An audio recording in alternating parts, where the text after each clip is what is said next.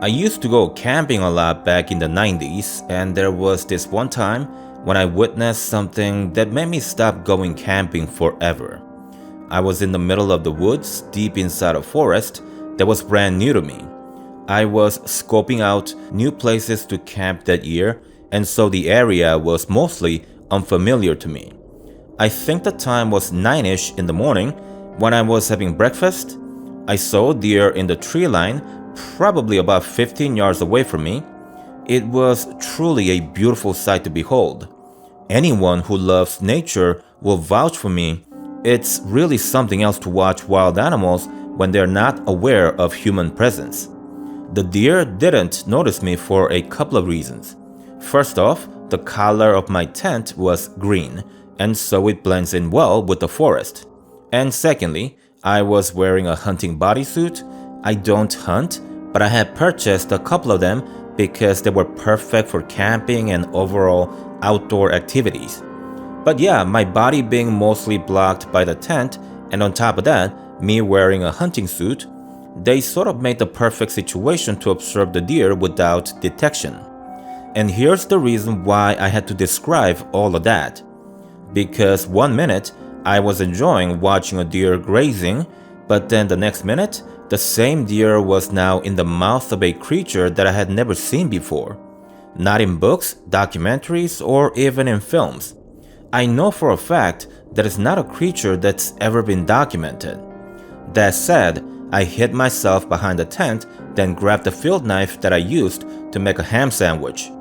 It was the only weapon in possession. As the minutes passed, I heard the deer crying out in pain. The creature was eating it alive. It was the most horrible sound I had ever heard, listening to raw meat being shredded and the sound of bones crunching, all the while the prey still alive. The deer was alive for at minimum 3 minutes. I had to listen to it suffer for as long. It must have been roughly 10 minutes thereafter when I heard the creature running off deeper into the forest. I got up, checked my surrounding, then began packing things up at speed up light like my life depended on it, because it probably did. It took me a couple of hours to walk back to the parking lot. It was by far the most harrowing 2 hours of my life. But I did get back to civilization safely and never went camping after that. It's been almost 30 years since the incident, and I haven't set foot in any forest since. I'm gonna keep it that way. I enjoy the concrete jungle a whole lot more. Last night, as most nights, I was trying to fall asleep with the help of YouTube. I have tough time sleeping like most kids my age. I'm 17 by the way. I have to have a video playing on my phone because otherwise I can't fall asleep.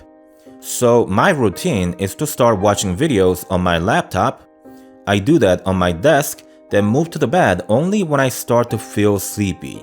Therefore, I began my video session at 10 p.m. with a video of Markiplier. The running time for that was about 20 minutes. After that, I began watching Stacy Plays, and their video was about 16 minutes of running time. You add the two, the time should have been roughly 10:40 by the time I was done with both of them. But somehow, when I came to, I think I should say, I'll explain that later. But when I came to, the time was actually 2 a.m. Now, you may be saying that I had fallen asleep. That seems like the obvious reason for the passing of time. But here's the problem with that logic. People know when they wake up from a snooze. Your body tells you the whole story, and there's no way to not know that you've dozed off. And with that basis, this is where I explain to you why I use the phrase came to. When I checked the time to be 2 a.m., I was still fully awake and functional. When you wake up after sleeping however many hours, your body needs a reboot to feel 100% again. That's the whole reason behind the shower, a cup of coffee, and so on. According to the time, I must have fallen asleep for at least 3 hours, but my body didn't need a reboot. I was perfectly awake and conscious. It felt as though going from one moment to the next, which should have taken 1 second, and yet 3 hours had passed. I'm telling you, I didn't fall asleep. But 3 hours had passed in a blink of an eye, and no, it wasn't one of those falling in YouTube's rabbit hole. The last 2 videos of my video history clearly showed the videos for Markiplier and Stacy Plays. So what the heck happened to me? Why am I missing 3 hours of my life? I was 24 years old when this incident took place. I was on a road trip with 2 of my friends, Dana and Carlos. We took turns driving since the entire way to the destination would take us 16 hours in normal driving condition. I was the one at the wheel at the time of the incident. The time was roughly 11 p.m. and we were on a desolate patch of road. Dana was supposed to help me stay awake, but she had fallen asleep in the passenger seat. Carlos, on the other hand, was in the back seat and he was doing what he was supposed to be doing, which is sleeping since he was the next one to drive. I let Dana get her sleep and continued driving with the music on. After some 15 minutes on that desolate road, I saw a girl hitchhiking but couldn't decide whether to stop or not. So I drove for another 30 seconds or so, then stopped the car on the shoulder. I walked the guys up and told them about the girl. Dana wasn't so sure, but Carlos thought that we should pick the girl up. He said something along the line of, "Don't believe everything you see in films. Most hitchhikers are just that, hitchhikers. Psychotic killers are rare breed. It's like winning the lottery if you ever encounter them in real life. Besides, it's a young girl. What can she possibly do to us?" With that, I turned the car around, went back to where the girl was hitchhiking, and ended up picking her up. As it turns out, the girl wasn't a psychotic killer, as Carlos had assured us. She looked really young, perhaps 16 years old. All I can tell you is that her name's Caitlin, and she was headed in the same direction as us. The girl sat in the back, and we tried to make conversation with her for a short while, but soon realized that she preferred to stay quiet. As Dana and Carlos stopped talking, the car became quiet again and everyone had fallen asleep again. Except for the girl, I should mention. I couldn't really tell what she was doing because she had her body turned toward the window and I could barely see her in the dark. Fast forward an hour and I want you to picture yourself looking into the rearview mirror and facing the shocking discovery of the girl having gone missing. Ask yourself, how does one get up from a moving vehicle without opening the door, without making any noise, and without waking up the passenger next to them? It should be impossible, no? And yet, somehow the girl had done it. I walked the guys up, and the first thing that Carlos had asked was, "Hey, where's the girl?" I told him about her disappearance, but he didn't believe me initially. He thought that I was trying to scare him. So I showed him the footage from the dash cam. Mine records both inside and outside, by the way. Well, there was nothing on it. What I mean to say is, we had no recording of the girl. On the video, it's just us talking to the air. And what about the door, you may ask? How did the invisible girl close it? Well, she didn't. I was driving a minivan. It was Carlos who slid the door open, and he was also the one who closed it. So he opened and closed the sliding door, but the video didn't show anyone hopping inside the van. Just by looking at the video without any context, it looked as though that the 3 of us had gone insane and we were interacting with an imaginary person. None of us slept for the rest of the drive. We couldn't. We were in shock and really scared too. It was only in the morning when we began to loosen up a bit while having breakfast at a diner. But even then, if I'm being honest, we were still very frightened. In fact, I got goosebumps while typing this story down. Imagine, it's already been 6 years since the incident, and I still get really creeped out thinking about it. I'll just put it this way, it's not a fond memory, not at all. This is a story about a terrible real estate investment. We gotta rewind the clock to 10 years from today, and that's around the time when I had purchased a $300,000 property in the middle of nowhere. I was 42 years old at the time and I had been retired by then. I ran a business for 15 years and had made enough money to go into a comfortable retirement. My sisters thought that I was crazy for giving up on such lucrative business, but they weren't so against it when they learned that I was going to give it to them for almost nothing. My sisters are good people. I'm not bad-mouthing them.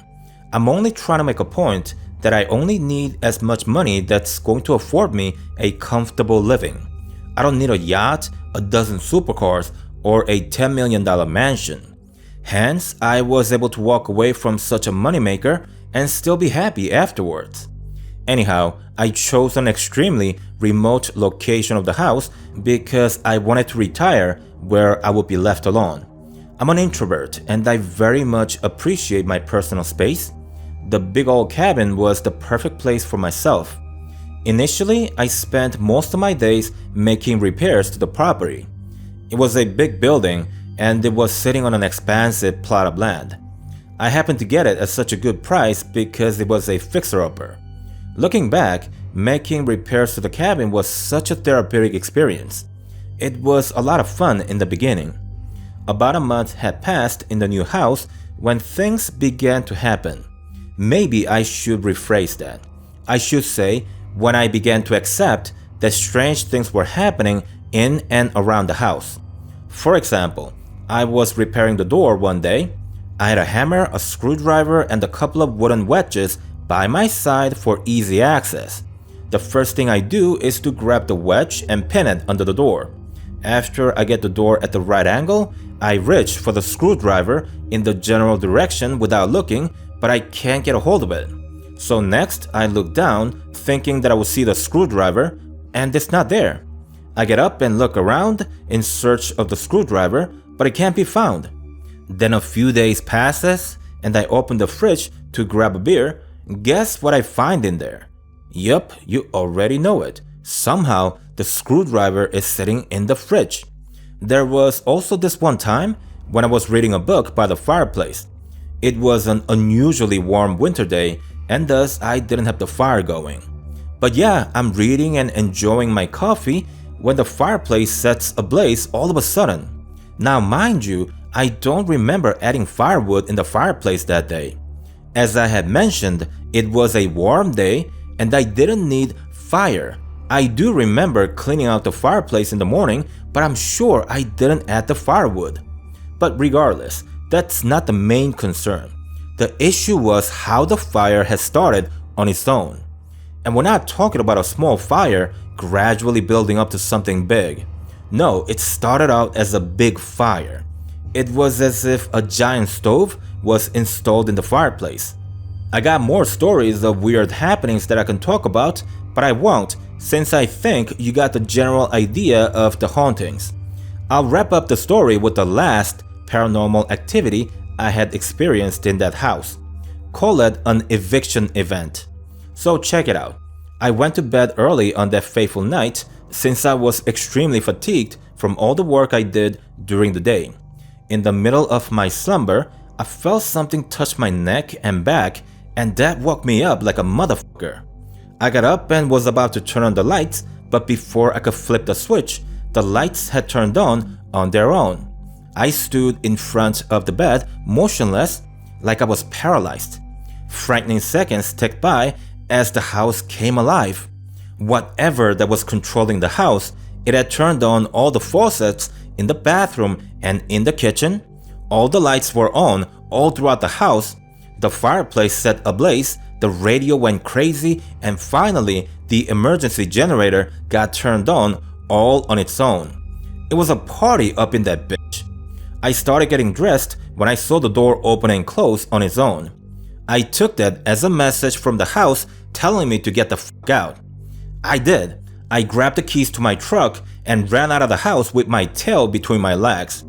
I spent the night in the truck and didn't dare go back in the house until midday the next day. Once inside, I packed some essentials in the suitcase, then drove 6 hours to my sister's. I spent the next few weeks emptying the house of my belongings and left the property to rot on its own for the next 5 years. until someone offered to take it off my hands. I warned the prospective buyer about the house being haunted and that he really should think twice about buying it. He wasn't deterred though.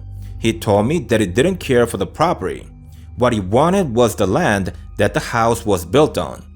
I can't tell you with absolute certainty, but in actuality, I think he wanted my property because it was haunted.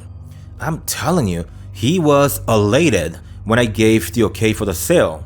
Not to mention, I put the property out on sale for $150K, but he offered $200K because I was reluctant to sell it. Regardless, it was a good deal for me. Only a month ago from the sale, I was certain that the $300K for the cabin was never going to be recouped. But hey, 2/3 of it are back in my bank account. What the devil the new owner does with the house is no longer my problem.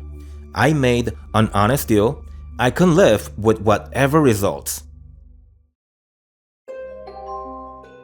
6 months ago, I purchased 3 smart home cameras to mainly monitor my dog. Mr. Wrinkles had picked up a couple of bad habits from his friend Jordan.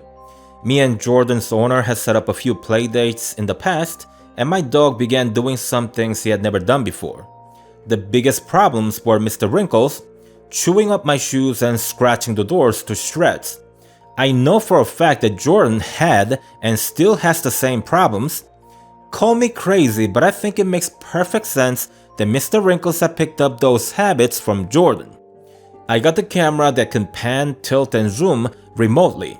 It also has two-way communication, which allows me to correct my dog's behavior real time if I happen to catch him at the right time, that is.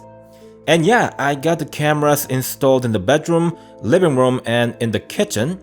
Pretty much about 70% coverage of my apartment. The cameras were very useful in my case. It took about 5 months for Mr. Wrinkles to rid himself of all the bad habits, but together we made it happen.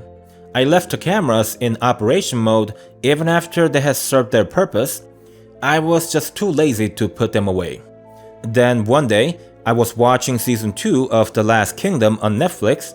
Check it out, by the way, if you haven't. It's a really good show. Anyhow, I was watching TV and one of the smart cameras was sitting on a stool to my right. I was really immersed in the show, but I could have sworn I heard the camera moving on its own. I kept watching the TV, but I felt a bit icky after a few minutes, and so I walked toward the camera to see where the lens was pointing at. It was a pointless exercise. I haven't paid any attention to the cameras for over a month. There was no way that I would know if the lens had been rotated or not. In that moment, I probably told myself that I was overreacting because I ended up going back to the couch and finishing off the entire season 2 of The Last Kingdom. I turned off the TV at 2 AM, showered, then jumped into bed at 2:30. That night, it took much longer to fall asleep compared to most nights. It makes sense seeing as how I watched TV until 2. It probably threw off my body clock or something. Anyway, I was lying on the bed and kept my body still to fall asleep quicker, when suddenly I heard the camera in the bedroom rotate. It was the sound of the motor inside the camera adjusting its position to where directed by a user other than me. Instantly, I had chills running down my spine. I got up, walked over to the camera, then began talking to it angrily. I said, "Who is this? Who are you? You fucking degenerate creep. Are you so desperate you gotta hack into home cameras to get a peek of what females look like? You are not gonna get away with this." I would have said more, but I actually got a response from the hacker. He said, "I've seen enough of you both naked and dressed. I was getting kinda bored anyway. Lose some weight, bitch. Bye." And it was gone forever, seeing as how I dumped all the cameras in the garbage. It's a real nasty feeling to be watched secretly by a total stranger. And it's not only that, the creep probably has a ton of footage of me walking around half naked and fully naked throughout the apartment. Who knows if and when he will leak them. I spoke to the police about the incident, but I didn't get the feeling they cared too much about it. I'm not saying that they didn't want to help me, but rather you could tell they had zero confidence about catching the creep. That said, I ended up not dumping the cameras. The police have them currently, and they'll likely rot in the evidence room until they get discarded permanently. I think we all have to pay closer attention to technology in this day and age. It's not only cameras, think social media, smart TVs, tablets, phones, Apple CarPlay, and so on. We're putting all our information out there with little to no protection from those who'd use them against us. The scary thing is, canceling all those services and removing all the smart products don't make the information already out there go away. As they say, the internet is forever. Hey guys, Dennis here. How was your holidays? Mine was good. I had a tough time choosing gifts for my nephews, but I lucked out with my choice. It turns out they really wanted mechanical keyboards and it worked out. You know, they gotta get their Fortnite KD ratio up and climb up that leaderboard. It's funny now, but I did the same thing with Call of Duty when I was young, so there's that. Anyway, I'm here to beg for likes and comments. I hate doing it, but you've got no idea how much difference it makes when you compare the numbers from the instances that I ask and when I don't. There's roughly about 30% difference, so as an example, on 2 videos with the same views, you're talking about one of them getting 100 likes and 50 comments versus the one that I don't ask for likes, which gets 70 likes and 25 comments. That difference is what either lifts or sinks a channel. As per usual, I'm not asking for likes to those of you who don't enjoy my contents. But I mean, why are you here then? But regardless, if you do enjoy my contents, then help it get some traction on YouTube and keep this channel alive for as long as possible. Most channels, even the ones with millions of subscribers, they get more than half their views from algorithmic suggestions. Channels just cannot survive without bringing in new blood into their viewership. That's just a fact. But enough complaining, I get it. Bottom line, if I make crap contents, then I don't deserve your support. However, if you like my contents, but you often disregard giving likes and comments, then consider showing some love. That's all folks. Thanks for listening to my rant. Enjoy the upcoming extended holidays. Have a wonderful new year. I'll see you again in 2020. Goodbye for now.